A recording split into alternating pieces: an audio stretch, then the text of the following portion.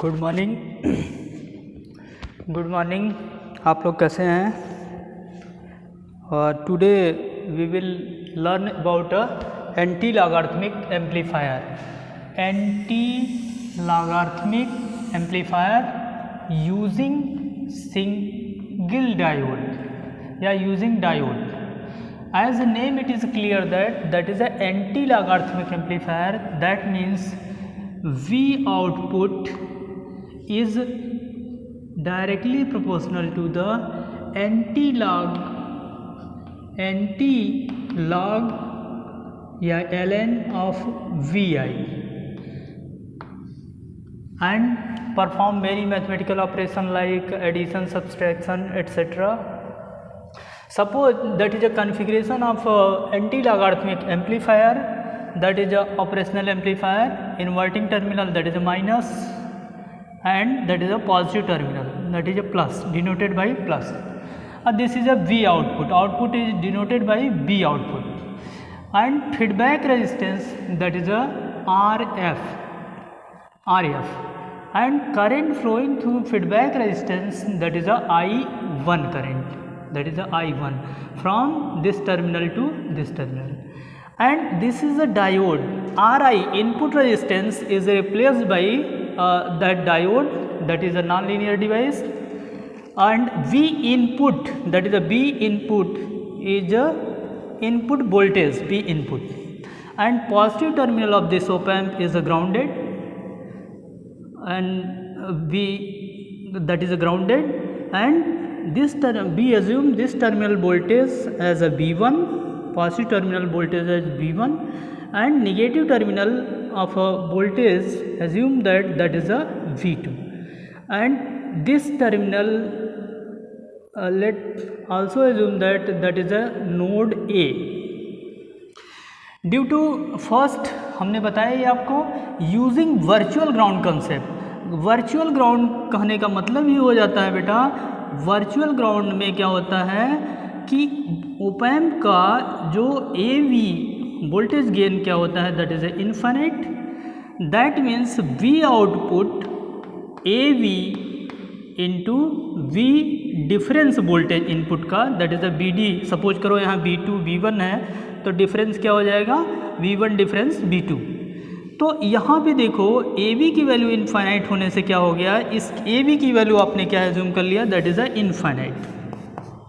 जब infinite assume कर लिया तो इसको नीचे ले आइए, कैलकुलेट करिए, तो BD की वैल्यू क्या हो जाएगी, दैट इज़ अ 0, क्योंकि किसी भी नॉन जीरो क्वांटिटी में इनफाइनाइट को डिवाइड करेंगे तो दैट इज़ अ BD की value 0। BD is difference between input terminal voltage, that is a B1 difference B2 is equal to 0।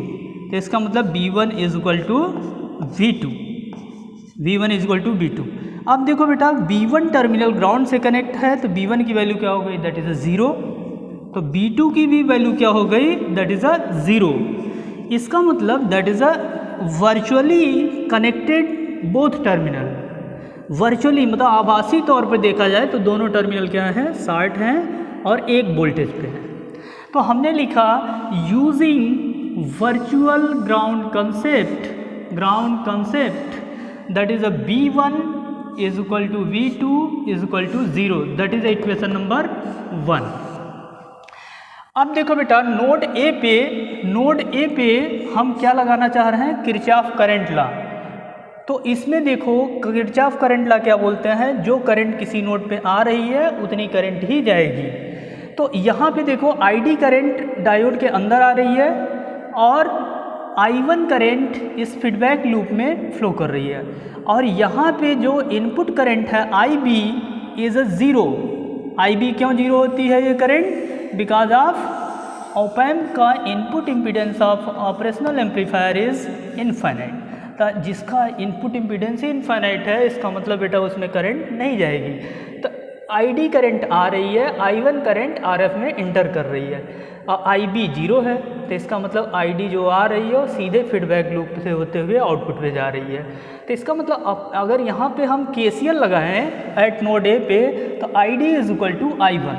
तो वही हमने लिखा, देखो applying Kirchhoff current law current law at node A क्या था, ID diode current is equal to I1।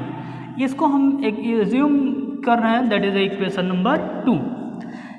अब बेटा देखो, अब ID और I1 की वैल्यू हम कैलकुलेट कर लें और उसके इक्वल रख दें, तो हमारा जो आंसर आना था that is V output is proportional to anti log VI, वो देखते हैं आता है कि नहीं।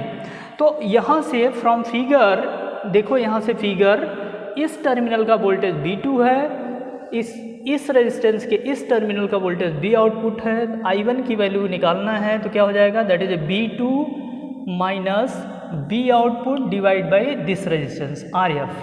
अब देखो फ्रॉम फिगर हमने देखा, from figure the value of I1 is equal to क्या हुआ, B2 minus B output divide by RF। अब देखो बेटा, फ्रॉम इक्वेशन 1 आप देखे हो V1 is equal to V2 is equal to 0, तो इसका मतलब B2 की वैल्यू यहाँ पे हमने 0 रख दिया, 0 minus B output divide by RF। तो I1 करंट की वैल्यू क्या हो गई, थोड़ा सिंप्लीफाई करिए, minus B output upon RF। ये कहाँ से आया, यूजिंग फ्रॉम इक्वेशन 1 क्या था, V1 is equal to V2 is equal to 0, that is a virtual ground concept. अब बेटा देखो, यहाँ पे हमने I1 की वैल्यू कैलकुलेट कर लिया। अब हमें क्या कैलकुलेट करना है, ID की value. ID is a diode, तो डायोड का इक्वेशन हम लोग को पता है, लेकिन ये ध्यान देने वाली बात है, डायोड के एक टर्मिनल पे B इनपुट, दूसरे टर्मिनल पे B2 वोल्टेज अप्लाई है। तो from IV characteristic of a diode, from IV characteristic of a diode equation that is ID is equal to IS e power BD upon eta VT minus 1। VD is a voltage drop across diode, eta is imperial constant, VT is temperature equivalent voltage, VT की value that is KT by Q, K is Boltzmann constant, T absolute temperature, similar as a logarithmic amplifier। तो suppose let ये exponential term 1 से बहुत ज़्यादा है, आप देख भी रहे हो, तो हम एज्यूम कर ले रहे हैं कि एक्सपोनेंशियल टर्म 1 से बहुत ज़्यादा है। जब बहुत ज़्यादा है इसका मतलब 1 को हम निगलेक्ट कर सकते हैं, तो 1 is neglecting, then simple equation of ID is equal to IS e power BD upon eta VT। लेकिन अब ध्यान देने वाली बात है कि आपके जहाँ पे डायोड लगा है वहाँ पे VD की वैल्यू क्या है। तो यहाँ पे ध्यान से देखिए, VD is applied voltage across a diode या voltage drop across a diode. तो इस टर्मिनल पे Vin है, इस टर्मिनल पे V2 है, और यहाँ से करंट इस डायरेक्शन में हमने एज्यूम किया है, तो BD की वैल्यू Vin माइनस V2। अब BD के हम नेक्स्ट लाइन में लिख रहे हैं ID is equal to IS e power Bin minus B2 divide by eta VT। BD को हमने रिप्लेस कर दिया Vin माइनस B2। अब फिर देखो बेटा, यहाँ V2 आ गया है, तो from equation number 1 value of B2 is equal to 0। तो फिर इक्वेशन ID क्या हो गया, ID is equal to IS e power B input, B2 की वैल्यू यहाँ 0 पुट कर दिया, दैट इज ईटा VT। लेकिन एक आया कहाँ से BT की वैल्यू 0, फ्रॉम इक्वेशन नंबर 2।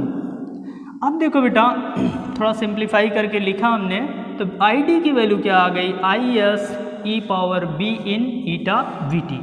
अब देखो, हमें I1 की वैल्यू भी पता चल गई, ID की वैल्यू भी पता चल गई। अब दोनों का वैल्यू हम इक्वेशन नंबर 2 में पुट करना चाह रहे हैं। देखो, I1 की वैल्यू A निकाल लिया हमने और ID की वैल्यू A निकाल लिया। अब इन दोनों की वैल्यू को इक्वेशन नंबर 2 में हम पुट करने जा रहे हैं। The value of I1 and ID putting in equation 2। जब इक्वेशन 2 में पुट किए तो ID की वैल्यू क्या थी, देखिए इक्वेशन 2 क्या है, ID लेफ्ट हैंड साइड में है, I1 राइट हैंड साइड में है।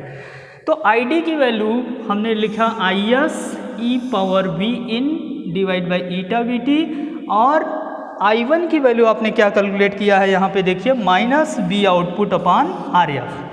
तो यहाँ पे हमने लिखा that is a minus B output upon RF। अब थोड़ा सिंप्लीफाई करेंगे हम लोग। सिंप्लीफाई हम एंटी लॉग ले रहे हैं, तो taking both side anti log, तो और सिंप्लीफाई करेंगे तो आपका आएगा V output is equal to minus IS into RF anti ln V input upon eta VT। अब देखो बेटा B output is proportional to anti log of V in हो गया, तो इसका मतलब that is a anti logarithmic amplifier using diode. अब next lecture में हम बात करेंगे कि लॉगरिथमिक एम्पलीफायर में अगर हम ट्रांजिस्टर यूज़ करें इन फीडबैक पाथ में तो उसका करेक्टरिस्टिक पे क्या इफेक्ट पड़ेगा, V आउटपुट V इनपुट में क्या रिलेशन होगा।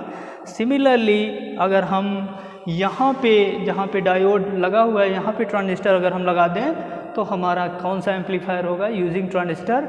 और इसके ड्रॉबैक क्या है, ड्रॉबैक में बार बार आपको दिखाते जा रहे हैं कि IS all output of logarithmic और anti logarithmic output is depend on IS, that is a reverse saturation current is highly depend on the temperature.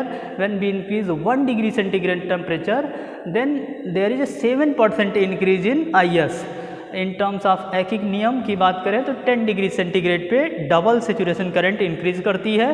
इसके कारण आउटपुट का डिफ्लेक्शन बना रहता है, either be logarithmic amplifier either be anti logarithmic amplifier. Thank you. Next class में हम बात करेंगे and logarithmic amplifier using transistor।